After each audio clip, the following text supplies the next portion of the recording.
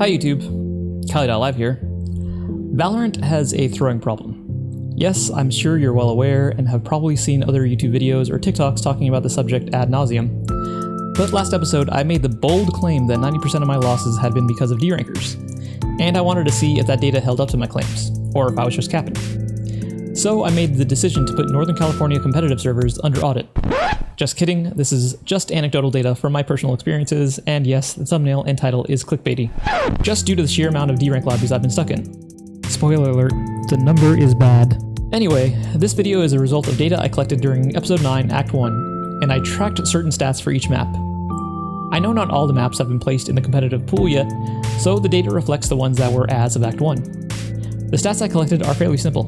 There isn't any real math wizardry going on here, just simple addition and a tiny bit of division. I recorded if the game was a loss because of derankers or not, how many high or low KDA games I had, and how much RR I lost. Now, if you're new to my content, on stream I talk about derankers all the time, and I hypothesize that there is a mental health aspect that most likely causes this behavior, because why else would any sane person want to queue a competitive game mode to lose on purpose? And if you've seen my Welcome to My Throat Talk video before, you already know I don't just hand out the label of derank lobby easily. I have a 3-flag system that helps me deduce whether or not I have teammates that are trying to lose. To put it simply, if a teammate or teammates put up 2 of these flags for more than a few rounds, they are sus. And if they put up 3 flags, at any point, it's pretty much confirmed that they are deranking. So when I add a game to the deranker yes column, there is no doubt. The team I was on had no intention of winning. I kept track of my KDA because it helped me determine one of or possibly 3 things. If it's a high KDA, it meant 1, it took me a while to figure out my team was throwing. 2, it means the other team was easy peasy, and thus all the more reason why we could have won had my teammates tried to win. And or 3, it wasn't a derank lobby at all, but a legitimate loss. And if it's low, well, it more than likely meant I figured out that they were throwing really early on and I was trying to get out of that lobby as soon as possible.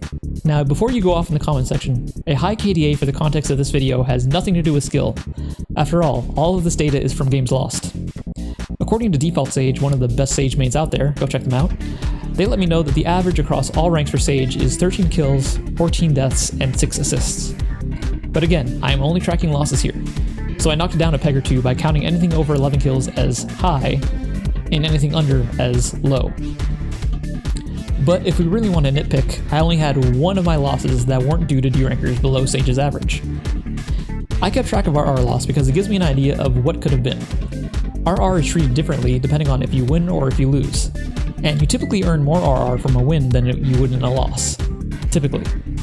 So I won't account for things like performance bonuses, but if we simply look at the ranking system, each tier of a rank is 100 RR, so for every 100 RR I've lost, that's a full tier's worth. Now let's take a look at the data.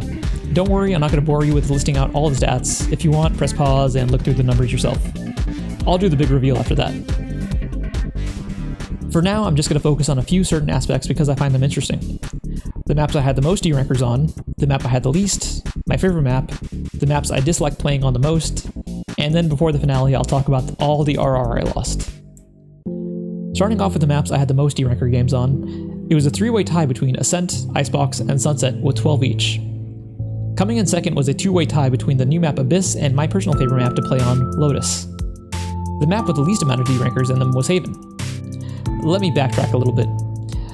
There are some interesting things to take away from the other data points gathered on Lotus. As you can see, it is the only map I cracked 10 high KDA losses in. It also has the highest disparity between high and low KDA losses at 6, while the rest of the maps are between 1 and 4. Does this mean I'm just that good on Lotus? Maybe. I don't know why, but I enjoy playing Lotus more than any other map, and it's not like that's the Sage's best map either. I also enjoy Pearl, and I am psyched that they are bringing it back this episode. The maps I hated playing on the most was Ascent and Icebox.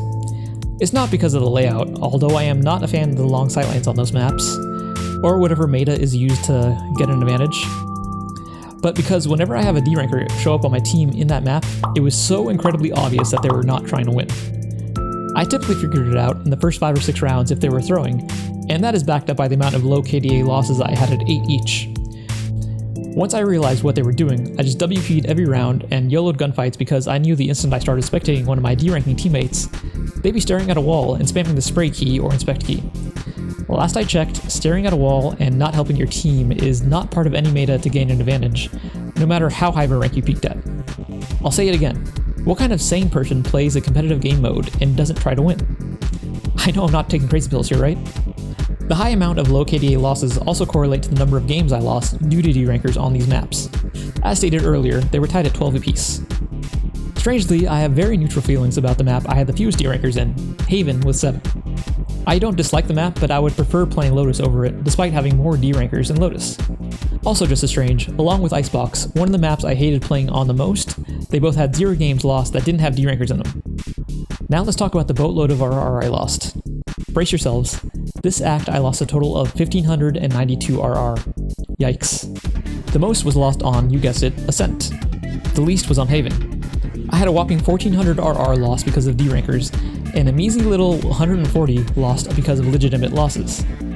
Now, I'm not going to sit here and tell you if all those games lost because of derankers was actually won, that all of that RR lost was actually gained. I'd be a top tier Radiant player by now. That would be the cappiest of caps. Boy, if I were Pinocchio, I'd have enough wood growing out of my nose to build a house to fill full of all of this BS with. Yeah, me Radiant. Yeah, right. I've never even hit Diamond. But let's say if half of the lost RR was flipped. 750 RR would put me, currently at Gold 3, at Ascendant 1. Yeah, and that still sounds outrageous, because I know that skill level ramps up with your ELO, and it would take me just as many games and many more losses to adapt to that higher tier skill. Something more realistic, a third. If 450 lost RR was flipped, I'd be between Diamond 1 and 2 this act, and I'd probably adapt to that a lot quicker than if I was suddenly put into Ascendant or Radiant. But that is partly my point. Derankers are a huge problem in the Valorant community, I'd say more than actual smurfs. You don't get to improve your skill if you are constantly put on a team with derankers, and you aren't going to improve your skill much either if there are derankers on the other team. Instead of actual smurfs taking a break from high skill gameplay and destroying lower skilled players, derankers on your own team waste their time and yours by losing on purpose. Those aren't smurfs. Those are people who, and I'm not trying to be rude by saying this, probably need clinical help. Go talk to a therapist or something, please. Alright, for the grand finale, does my claim hold true? Are 90% of my losses due to derankers? The math whizzes watching this have probably crunched the numbers from all the losses I've listed out by map now, and the geniuses have probably already scrubbed through all the way to the end of this video to find out. If you stuck around and listened to me yap about derankers, comment your answer to these questions down below. Do you run into derankers in your local comp servers? What rank are you now? Oh, and don't forget to subscribe and like the video and all that stuff. Alright, time for the big reveal. All in all, I lost a total of 82 games, with 74 of them being because of derankers, and only 8 because they weren't deranking. It was a legitimate loss. Doing some quick maths, this leaves us with the answer to my statement. 90% of my games were lost due to derankers. And yes, I had to do the math on this twice. I came out with 90.24%. That's crazy. Alright, let's hope the next server gives me a better experience. Alright everyone, thanks for hanging around. Be sure to check out my Twitch and YouTube streams, and don't be afraid to come and say hi. Peace.